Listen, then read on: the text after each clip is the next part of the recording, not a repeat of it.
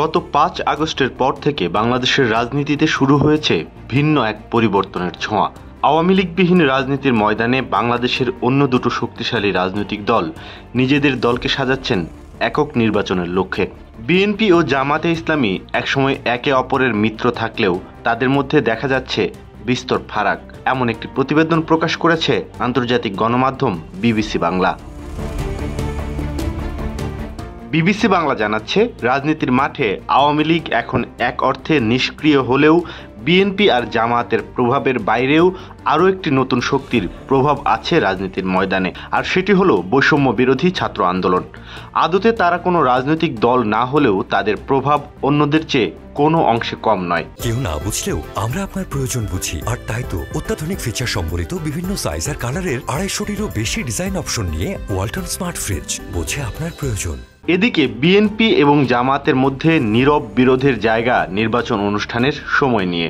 BNP মনে করে অতি দ্রুত কিংবা যৌক্তিক সময়ের মধ্যে নির্বাচন অনুষ্ঠিত হওয়া জরুরি। অন্যদিকে নির্বাচন নিয়ে জামায়াতে ইসলামীর কোনো তাড়াহুড়া লক্ষ্য করা যাচ্ছে না।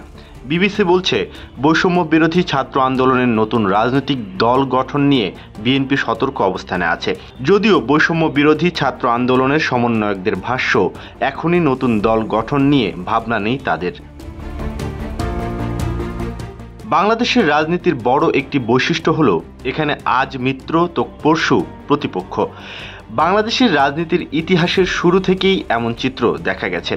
1975 সালের 7ই নভেম্বর সিপাহী জনতার অভ্যুত্থানের মধ্য দিয়ে জিয়াউর রহমান বন্দিদশা থেকে মুক্ত হয়েছিলেন। এরপর তার ক্ষমতায় আসার পথ প্রশস্ত হয়েছিল। সেই অভ্যুত্থানের রূপকার ছিলেন জাসদ নেতা অবসরপ্রাপ্ত কর্নেল আবু তাহের ও জাসদের বিপ্লবী সৈনিক সংস্থা। তখন জাসদ ছিল আওয়ামী লীগ বিরোধী শক্তি, কিন্তু রাজনীতির পথ পরিক্রমায় জাসদ আওয়ামী লীগের মিত্র হয়েছে এবং বিএনপির হয়েছে শত্রু।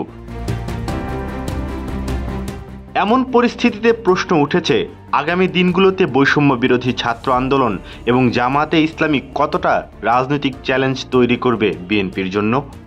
এমন প্রশ্নের উত্তর দিয়েছেন বিএনপির জাতীয় স্থায়ী কমিটির সদস্য আব্দুল মঈন খান। তিনি বিবিসিকে বলেছেন, এখানে ছাত্র জনতার যে বিপ্লব হয়েছে তার যে অন্তর্নিহিত স্পিরিট, সেটা যদি আমরা উপলব্ধি করি তাহলে এখানে কিন্তু কোনো দ্বন্দ্ব বা মতবিরোধের সুযোগ আমি দেখছি না। তবে আরও কিছু প্রশ্ন ঘুরপাক খাচ্ছে রাজনীতি অঙ্গনে। ঠিক কোন পথে যেতে চলেছে বাংলাদেশের রাজনীতি? বৈষম্য বিরোধী ছাত্র আন্দোলন রাজনৈতিক দল হিসেবে এই মুহূর্তে সামনে না এলেও তারা একটি প্রেসার গ্রুপ হিসেবে কাজ করছে বলে জানিয়েছেন তারা।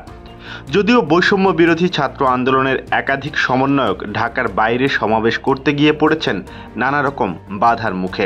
তাদের অভিযোগ ছিল বিএনপি সমর্থিত ছাত্র সংগঠন ছাত্রদল এসব ঘটনার সাথে সম্পৃক্ত ছিল, যদিও ছাত্রদল সেটি অস্বীকার করেছে।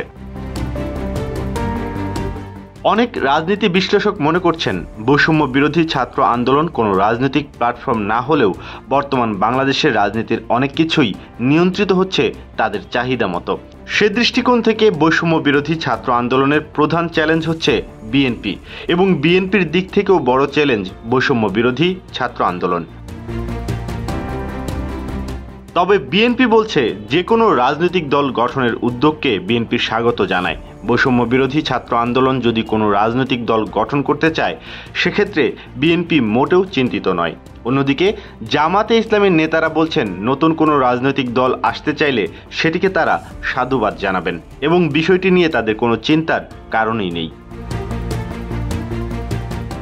বৈষম্য বিরোধী ছাত্র আন্দোলনের সাথে সম্পৃক্তরা বলছেন, যতক্ষণ পর্যন্ত তারা কোনো রাজনৈতিক দল গঠন না করছেন কিংবা নির্বাচনে অংশ না নিচ্ছেন ততক্ষণ পর্যন্ত অন্য কোনো রাজনৈতিক দলের সাথে প্রতিযোগিতা কিংবা প্রতিদ্বন্দ্বিতার প্রশ্নই উঠবে না।